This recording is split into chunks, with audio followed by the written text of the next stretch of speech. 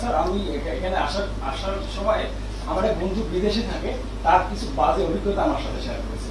প্রবাসী যারা আছে তাদের সাথে খুব বাজে রকমের ব্যবহার করা হয়, এবং প্রবাস থেকে যখন তারা আসে তাদের সাথে এয়ারপোর্টেও খুব বাজে রকম ব্যবহার করা হয়। আমি অনুরোধ করবো আমাদের যারা প্রবাসী আছে তাদের জন্য কিছু করবেন। আর রেমিটেন্স আজকে সকালে আসার আগে এই কথাটা বলে এসছি আমি।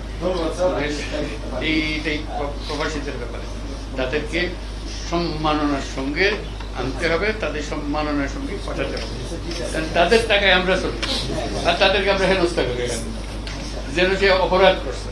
বিমানবন্দরে আসছে যেন হচ্ছে চোর।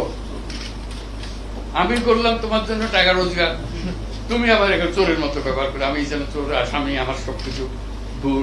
এইটা কেন আমরা তো এটা পাল্টাতে হবে, তাদেরকে সম্মান দিতে হবে। আমাদেরকে রক্ষা করতেছে, আমাদের জন্য রেমিটেন্স নিয়ে আসতেছে, তাকে জাতীয় সম্মান দিতে হবে।